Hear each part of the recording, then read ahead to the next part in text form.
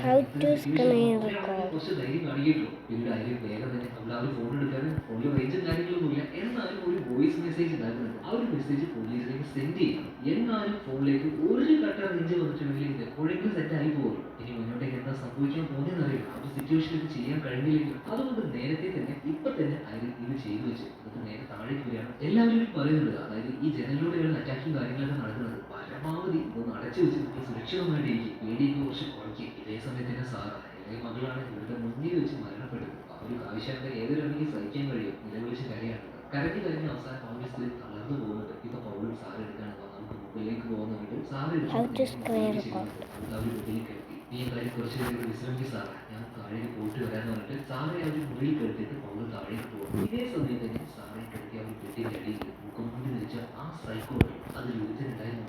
ഈ പൗൾ താഴേക്ക് പോയി കഴിഞ്ഞപ്പോൾ ഇതിന്റെ അടിയിൽ നിന്നും ഈ സൈക്കിൾ പതിയെ പുറത്തേക്ക് വരുന്നു. കയ്യിലുണ്ടായിരുന്ന ഷാർപ്പായ ഒരു കത്തി ഉപയോഗിച്ച് നിലവിളിക്കാൻ പോലും ആ ഒരു പാവം സ്ത്രീക്ക് കഴിഞ്ഞില്ല. അവരുടെ ദേഹത്ത് ഒരുപാട് തവണ കുത്തി അവരെ കൊന്നു കളയാണ്. ഇവരുടെ ഒരു നിലവിളി കേട്ടിട്ട് പൗളും അതുപോലെ തന്നെ മക്കളും പോലെ ഓടി വരുന്നുണ്ട്. ഇതേ സമയത്ത് തന്നെ അവിടെയുള്ള എല്ലാ വാതിലും ജനലും എല്ലാം നന്നായിട്ട് അടക്കുന്ന ഒരു തന്ത്രപ്പാടിലാണ് നമ്മുടെ കയ്യിൽ. അവരിപ്പോൾ നേരെ അടുക്കളയിലേക്കാണ് പോയിട്ടുള്ളത്. അവരുടെ കയ്യിലൊരു കത്തിയും കാര്യങ്ങളൊക്കെ പിടിച്ച് റെഡിയായിട്ടുണ്ട്. എന്നാലും ഇതേ സമയത്താണ് അവരുടെ മുടിയിൽ ഏതോ ഒരാൾ വന്ന് പിടിക്കുന്നത്. മിക്കവാറും സൈക്കോ ചെയ്യാൻ ഒരുത്തം തന്നെയായിരുന്നു. ആ ഒരു ധൈര്യത്തിൽ അവൾ ആ കയ്യിലുണ്ടായിരുന്ന കത്തി അവരുടെ കയ്യിലേക്ക് ഒരൊറ്റ കുത്തു കൊടുക്കണം. ഇത് ജനലിൽ ആ ഒരു മരവുമായിട്ടാണ് കുത്തി നിൽക്കുന്നത്. ആ ഒരു എനർജിയിൽ അതിന് ഇങ്ങനെ റിയാക്ട് ചെയ്തുകൊണ്ട് അവൾ മരണപ്പെട്ടില്ല. ഇതേ സമയത്ത് തന്നെ എല്ലാവരും മുട്ടിലേക്ക് ചെന്ന് നോക്കുമ്പോൾ ക്രൂരമായ രീതിയിൽ മരണപ്പെട്ട് കിടക്കുന്ന സാറെ കാണിക്കുകയാണ്. മാത്രമല്ല അവരുടെ രക്തം ആ ചുമരിൽ എഴുതി വെച്ചിരുന്നു, യു ആർ ദ നെക്സ്റ്റ്, അടുത്തത് നിങ്ങൾ ഓരോരുത്തരും. എന്തായാലും ഈ ഒരു കാഴ്ചയൊന്നും നേരിട്ട് കണ്ടു നീക്കാൻ കഴിയാത്തതുകൊണ്ട് എല്ലാവരും അവിടെ നിന്ന് പോവാണ്. ഇപ്പോൾ മൂത്ത മകനായിട്ടുള്ള ക്രിസ്ത്യന്റെ ഭാര്യ ഇവര് മാത്രം തൽക്കാലത്തേക്ക് അവിടെ നിൽക്കുന്നുണ്ട്. എന്നാൽ അവർക്കൊരു ചിന്ത തോന്നും,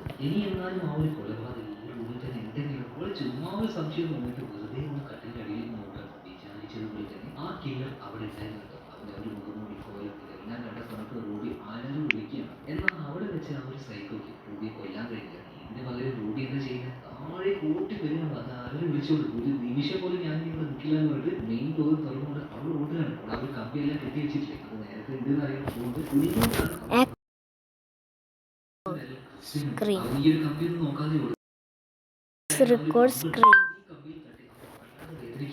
എന്ത് വേദന സഹിച്ചാലും കുഴപ്പമില്ല, ഉള്ളിക്കളയുന്നവരുടെ അവനൊന്നും നോക്കാതെ ഈ അമ്പത് വലിച്ചു ഊരിയാണ്. അറിയാം അവന്റെ ആ ഒരു കുളത്ത് ഉള്ളിലേക്ക് നല്ല നൈസായിട്ട് കയറിയപ്പോൾ പക്ഷെ അത് വലിച്ചു ഊരിയിട്ടുണ്ടെങ്കിൽ ഭയങ്കരമായിട്ടുള്ള മുറിവുണ്ടാകും. സോ അതുപോലെ തന്നെ ഈ ക്രിസ്ത്യനെ പറ്റിയാണ് തല കറങ്ങി താഴെ വീഴും. അത്രയും രക്തം അവന്റെ ദേഹത്തുനിന്ന് പോയിട്ടുണ്ട്. ഇതേ സമയത്ത് തന്നെ പേടി കാരണം റൂബി പുറത്തേക്ക് ഓടിപ്പോയി. അവൾ നേരെ തൊട്ടടുത്ത് തന്നെ ആ ഒരു വീട്ടിലേക്കാണ് ഓടിച്ചെല്ലുന്നത്. അതും ഈ സൈക്കോള് കൊന്ന് കൊല വിളിച്ച ആ ഭാര്യ ഭർത്താവുള്ള അതേ വീട്ടിലേക്ക്.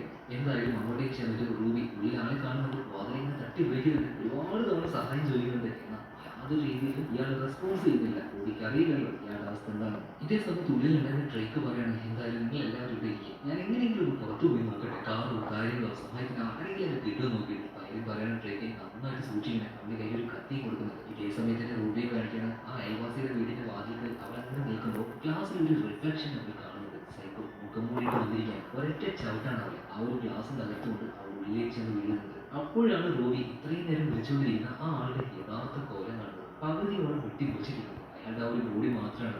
ഞെട്ടിത്തരിച്ചു നിൽക്കുന്ന റൂബിയുടെ അടുത്തേക്ക് ഒരു